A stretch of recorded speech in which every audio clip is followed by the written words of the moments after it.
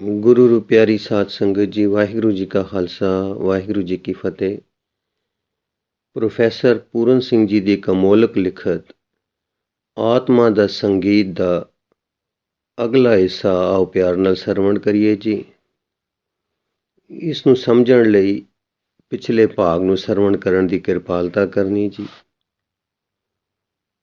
ਕਰਾਮਾਤਾਂ ਬਾਰੇ ਨਾ ਸੋਚੋ, ਕਿਉਂ ਜੋ ਤੁਸੀਂ ਕਿਸੇ ਤਰ੍ਹਾਂ ਵੀ ਇਸ ਗੱਲ ਦੀ ਥਾਹ ਨਹੀਂ ਪਾ ਸਕੋਗੇ ਕਿ ਗੁਰੂ ਦੀ ਕਰਾਮਾਤੀ ਸ਼ਕਤੀ ਦਾ ਮਹੱਤਵ ਕੀ ਹੈ। ਜੇ ਗੁਰੂ ਆਪ ਤੁਹਾਡੀ ਚੋਣ ਨਾ ਕਰੇ ਅਥਵਾ ਤੁਹਾਨੂੰ ਨਾ ਅਪਣਾਏ ਤਾਂ ਤੁਸੀਂ ਕਿਸੇ ਵੀ ਕਰਾਮਾਤ ਦੁਆਰਾ ਉਸ ਨੂੰ ਜਾਣ ਨਹੀਂ ਸਕੋਗੇ। ਪਰ ਜਦੋਂ ਤੁਸੀਂ ਗੁਰੂ ਜੀ ਦੇ ਦਰਸ਼ਨ ਕਰ ਲੈਂਦੇ ਹੋ ਤਾਂ ਮਾਨੋ ਤੁਸੀਂ ਸਭ ਕਰਾਮਾਤਾਂ ਨੂੰ ਅੱਖੀਂ ਵੇਖ ਲਿਆ ਹੈ। ਗੁਰੂ ਸਭ ਤੋਂ ਵੱਡਾ ਕਰਾਮਾਤਾਂ ਵਰਤਾਉਣ ਵਾਲਾ ਹੈ।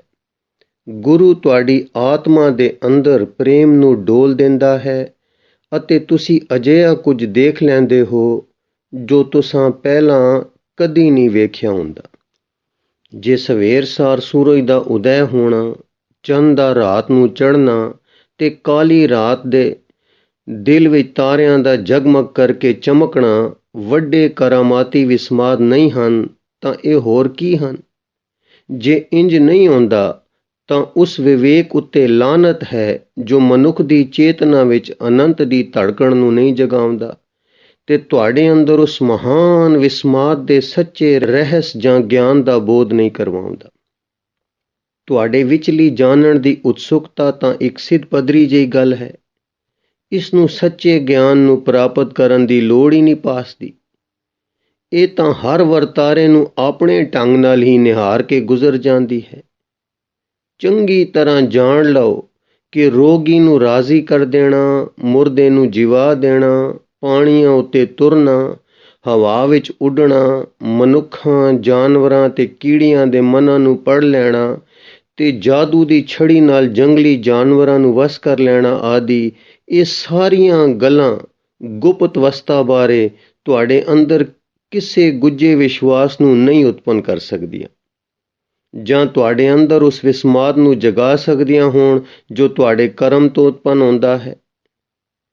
ਕੁਝ ਚਿਰ ਪਿੱਛੋਂ ਤੁਸੀਂ ਇਹਨਾਂ ਸਭ ਕੌਤਕਾਂ ਨੂੰ ਭੁੱਲ ਜਾਂਦੇ ਹੋ, ਕਿਉਂ ਜੋ ਤੁਸੀਂ ਆਪਣੀ ਨਿਗੂਣੀ ਜਿਹੀ ਮਨੁੱਖਤਾ ਨੂੰ ਇਹਨਾਂ ਕਰਾਮਾਤਾਂ ਦੀ ਤੁਲਨਾ ਵਿੱਚ ਵਧੇਰੇ ਪਿਆਰ ਕਰਦੇ ਹੋ।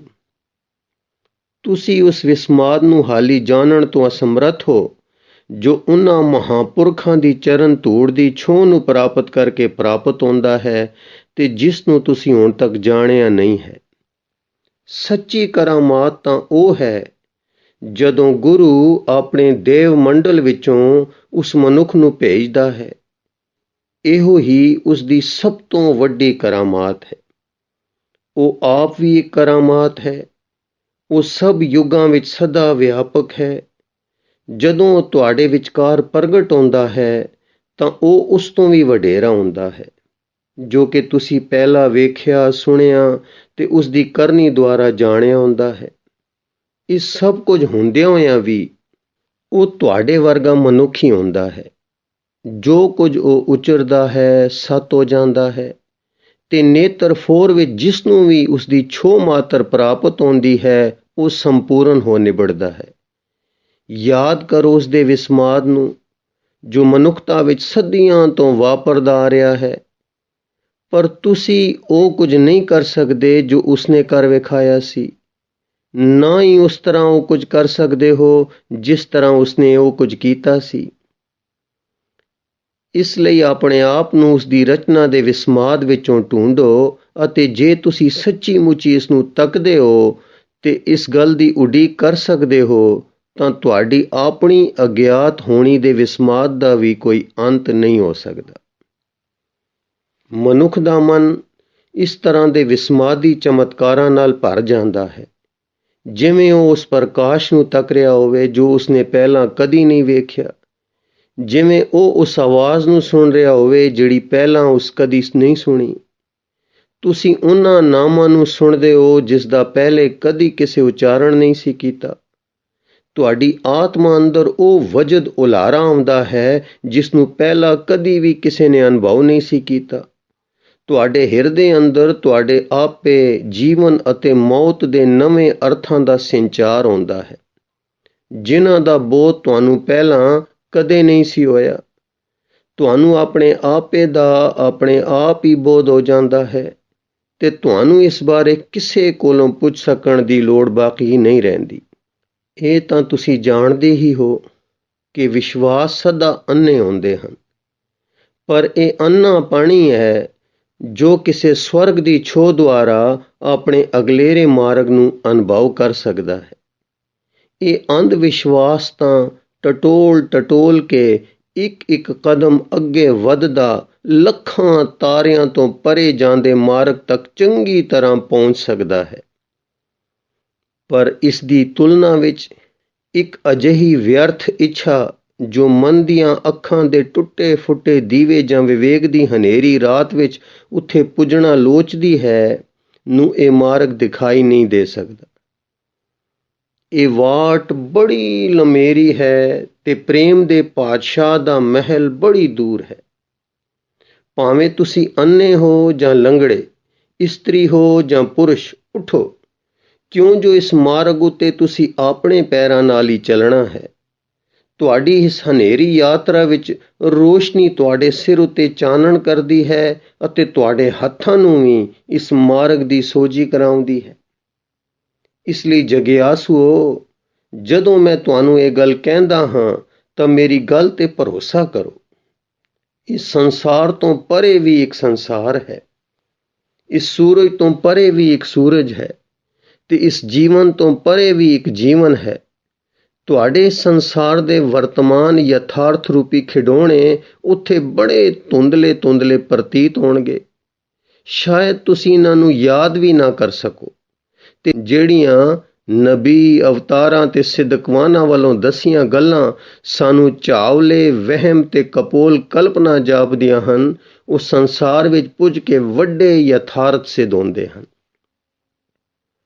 ਜੋ ਇੱਥੇ ਦਿਨ ਹੈ ਉਹ ਉੱਥੇ ਰਾਤ ਹੈ, ਜੋ ਇੱਥੇ ਰਾਤ ਹੈ ਉਹ ਉੱਥੇ ਦਿਨ ਹੈ। ਇਸ ਸੰਸਾਰ ਵਿੱਚ ਕਰਾਮਾਤਾਂ ਤੇ ਚਮਤਕਾਰ ਬੜੀਆਂ ਵੱਡੀਆਂ ਗੱਲਾਂ ਪ੍ਰਤੀਤ ਹੁੰਦੀਆਂ ਹਨ। ਕਈ ਤਾਂ ਇਹਨਾਂ ਰਿੱਧੀਆਂ ਸਿੱਧੀਆਂ ਦੀ ਪ੍ਰਾਪਤੀ ਲਈ ਸਾਰਾ ਜੀਵਨ ਕਠਿਨ ਮਿਹਨਤ ਤੇ ਅਭਿਆਸ ਕਰਦੇ ਰਹਿੰਦੇ ਹਨ, ਤਾਂ ਜੋ ਉਹ ਇਹਨਾਂ ਗੁਪਤ ਸ਼ਕਤੀਆਂ ਦੁਆਰਾ ਆਪਣੀ ਵਡਿਆਈ ਦੀ ਸ਼ਾਨ ਨੂੰ ਸਿੱਧ ਕਰ ਸਕਣ। ਪਰ ਉਸ ਸੰਸਾਰ ਵਿੱਚ ਇੱਕ ਹੱਥ ਦੇ ਹਿੱਲਣ ਨਾਲ ਮਿਹਰ ਦੀ ਵਰਖਾ ਹੋਣ ਲੱਗ ਪੈਂਦੀ ਹੈ। ਹਰ ਤਕਣੀ ਵਿੱਚ ਪ੍ਰੇਮ ਦਾ ਵਿਸਮਾਦੀ ਆਨੰਦ ਹੈ ਤੇ ਪ੍ਰਭੂ ਪ੍ਰੀਤਮ ਦੇ ਸੰਜੋਗੀ ਮੇਲ ਦੀ ਆਨੰਦਮਈ ਅਵਸਥਾ ਵਿੱਚ ਕਿਸੇ ਨੂੰ ਹੋਰ ਸੋਚਣ ਦੀ ਵੇਲ ਹੀ ਨਹੀਂ ਰਹਿੰਦੀ, ਨਾ ਹੀ ਕਿਸੇ ਕੋਲ ਉਸ ਸੁਖਮਈ ਅਵਸਥਾ ਵਿੱਚ ਸ਼ਕਤੀ ਰਹਿ ਜਾਂਦੀ ਹੈ ਕਿ ਉਹ ਕੁਝ ਹੋਰ ਸੋਚ ਸਕੇ। ਫਿਰ ਕਿਸੇ ਨੂੰ ਸ਼ਕਤੀ ਤੇ ਦੂਜਿਆਂ ਉੱਤੇ ਅਧਿਕਾਰ ਜਮਾਉਣ ਦੀ ਲੋੜ ਹੀ ਕੀ ਰਹਿ ਜਾਂਦੀ ਹੈ। ਆਨੰਦ ਤੇ ਖੇੜੇ ਦੀ ਇਸ ਵਿਸਮਾਦੀ ਅਵਸਥਾ ਵਿੱਚ ਰਾਓ ਰੰਗ ਇੱਕ ਸਮਾਨ ਹਨ। ਇੱਥੇ ਪ੍ਰਭੂ ਪ੍ਰੀਤਮ ਦੀ ਹਜ਼ੂਰੀ ਵਿੱਚ ਸਭ ਪ੍ਰਸੰਨ ਤੇ ਸੁਤੰਤਰ ਹਨ। ਇੱਥੇ ਗਰੀਬੀ ਦਾ ਨਾਂ ਨਿਸ਼ਾਨ ਵੀ ਨਹੀਂ ਹੈ। ਇਸ ਲੋਕ ਵਿੱਚ ਗਰੀਬੀ ਦੀ ਇਸ ਲਈ ਲੋੜ ਹੈ ਕਿਉਂ ਜੋ ਇਹ ਇੱਕ ਸਦਗੁਣ ਹੈ। ਇਸ ਦੇ ਟਾਕਰੇ ਵਿੱਚ ਅਮੀਰਾਂ ਦੀ ਖੁਸ਼ੀ ਦੁੱਖਾਂ ਭਰੀ ਤੇ ਚਿੰਤਾ ਲੱਦੀ ਹੁੰਦੀ ਹੈ, ਪਰ ਇਸ ਗਰੀਬੀ ਵਿੱਚ ਅਸੀਂ ਖੁਸ਼ ਤੇ ਸੰਤੁਸ਼ਟ ਰਹਿੰਦੇ ਹਾਂ। ਇਸ ਦੇ ਵਿਪਰੀਤ ਇੱਥੇ ਅਮੀਰ ਸਦਾ ਦੁਖੀ ਰਹਿੰਦੇ ਤੇ ਆਤਮਿਕ ਤੌਰ ਤੇ ਹੀਣੇ ਰਹਿੰਦੇ ਹਨ। ਸੋਨੇ ਚਾਂਦੀ ਦੀ ਢੇਰ ਮਨੁੱਖ ਨੂੰ ਅਮੀਰ ਨਹੀਂ ਬਣਾ ਦਿੰਦੇ। ਇਹ ਮਾਲ ਖਜ਼ਾਨੇ ਪ੍ਰਾਪਤ ਕਰਕੇ ਵੀ ਉਹ ਸਦਾ ਅਭਾਗੇ ਗਰੀਬ ਹੀ ਰਹਿੰਦੇ ਹਨ। ਉਹ ਗਰੀਬਾਂ ਦੀ ਤੁਲਨਾ ਵਿੱਚ ਵਧੇਰੇ ਦੁਖੀ ਹੁੰਦੇ ਹਨ ਤੇ ਇੱਕ ਤਰ੍ਹਾਂ ਦੇ ਆਤਮ ਛਲਾਵੇ ਵਿੱਚ ਹੀ ਵਿਚਰਦੇ ਹਨ। ਪਰ ਉੱਥੋਂ ਦੇ ਉੱਚੇ ਸੰਸਾਰ ਵਿੱਚ ਕੋਈ ਵੀ ਗਰੀਬ ਨਹੀਂ ਹੈ। ਦੇਵ ਮੰਡਲ ਦਾ ਪਰਮਾਨੰਦ ਸਭ ਨੂੰ ਪਾਤਸ਼ਾਹ ਬਣਾ ਦਿੰਦਾ ਹੈ। ਉੱਥੋਂ ਦੇ ਹਰ ਇੱਕ ਵਾਸੀ ਨੂੰ ਅਨੰਤਾਂ ਦੀ ਅਜਿਹੀ ਪਾਤਸ਼ਾਹੀ ਪ੍ਰਾਪਤ ਹੋ ਜਾਂਦੀ ਹੈ ਕਿ ਕੋਈ ਵੀ ਤਾਕਤ ਦੀ ਹਿੰਸਾ ਨਾਲ ਉਸ ਨੂੰ ਖੋ ਨਹੀਂ ਸਕਦਾ। ਉੱਥੇ ਪ੍ਰਭੂ ਆਪ ਨਿਰੰਕੁਸ਼ ਸਮਰਾਟ ਹੈ ਅਤੇ ਆਪਣੀ ਇਸ ਨਿਰੰਕੁਸ਼ ਬਾਦਸ਼ਾਹਤ ਵਿੱਚ ਉਹ ਸਭ ਨੂੰ ਆਪਣੇ ਵਰਗੀ ਖੁਸ਼ੀ ਦਾ ਸਾਂਝੀਵਾਲ ਬਣਾਉਂਦਾ ਹੈ।